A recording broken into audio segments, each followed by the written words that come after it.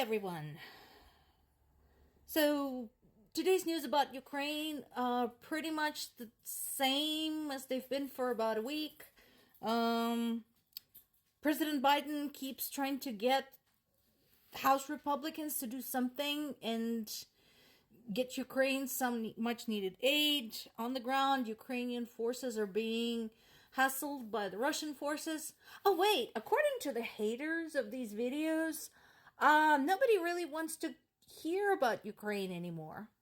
Okay, I can accommodate that. Let's not talk about Ukraine today. Let's talk about other countries. For example, let's talk about the meeting of 4 Central European countries. So Czech Republic, Hungary, Poland, and Slovakia got together kind of informally and talked about Russia, talked about the war. And apparently, the opinion about the nature of the war is not unanimous.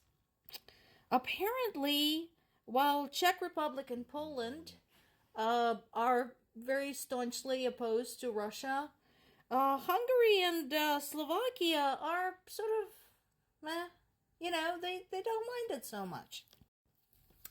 Or we can talk about Serbia, another unexpected ally of Moscow, which is now extending Moscow's policy of cracking down on anybody who criticizes Russia's invasion of Ukraine.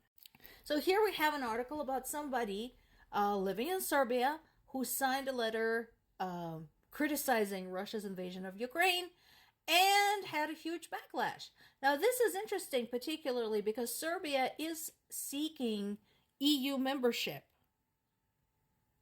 So how are they gonna explain their support for Russia while they seek EU membership, considering Russia routinely makes statements promising hell and high water toward EU and criticizing EU for pretty much everything.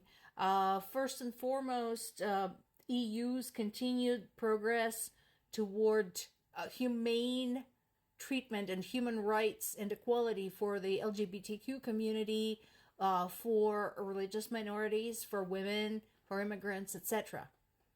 So how is Serbia gonna run this? Maybe you should rethink Serbia's application, but you know what? I know a country that staunchly supports EU's ideals of democracy and equality and justice, and would simply love to join EU and had already rendered great services to EU by keeping it safe from Russia. So if the whole Serbia thing falls through, I know just the country that could easily take that spot. Oh, and how about this? Let's talk about Germany and Poland. So apparently Francis Macron floated the idea of possibly maybe considering perhaps sending troops to Ukraine, since we know that UN is not going to do anything. So then apparently there's been a lot of backlash. Germany and Poland, who at this point have the more advanced military among the European countries, immediately said, no, we're not going to send troops to Ukraine. This was followed by US saying they're not going to send troops to Ukraine, other NATO members saying the same. Okay, we get it. You want people of Ukraine to die for you, but you don't want to do anything about it. Gotcha. Except, of course, there are private individuals from all kinds of various countries who are entering this war, although not always on the side of Ukraine. But there is now an entire battalion of foreigners fighting in Ukraine. There's a battalion of Russians fighting in Ukraine on the side of Ukraine. Apparently people who managed to retain their ability for critical thinking. We can also talk about India.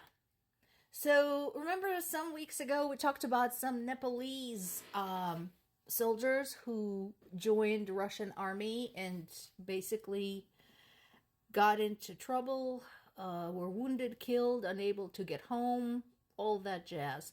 So apparently they weren't the only one. Here we have some people from India. So far we have just over a dozen who also fell for promises of high earnings and what was described to them as military advisors and assistants to the Russian army.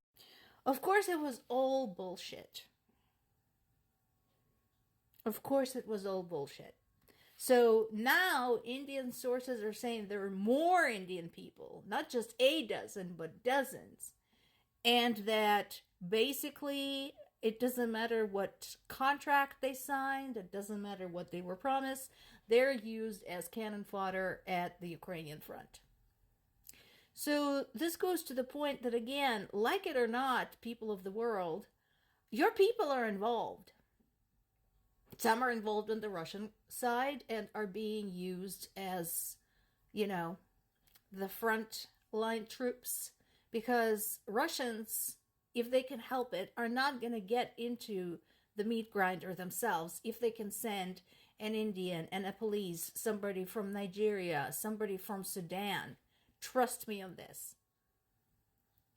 Their own citizens, the non-Russian nationals like the Bashkirs, the Yakuts, and so on, are starting to get suspicious and are now avoiding the draft at all costs. So Russia is turning toward other countries, second and third world countries, to recruit.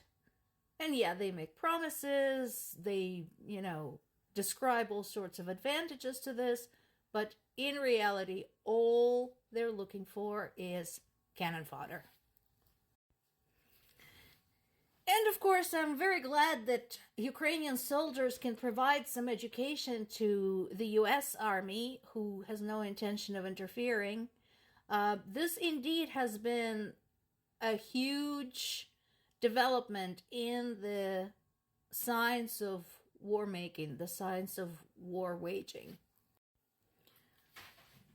The way people wage war has changed dramatically, not just since World War II, of course, but even since the more recent conflicts.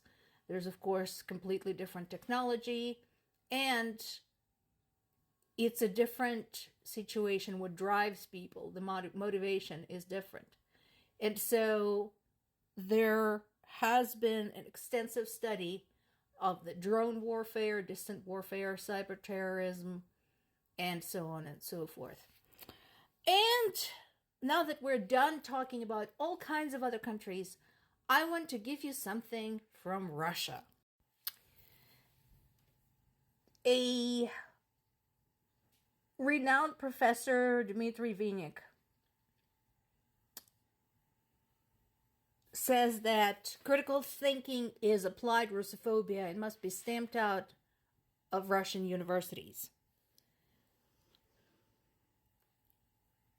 And his proposal is supported by his colleagues and very likely supported by the Russian government. If this line right here doesn't give you chills, maybe go and read Orwell's 1984. Then you'll get it.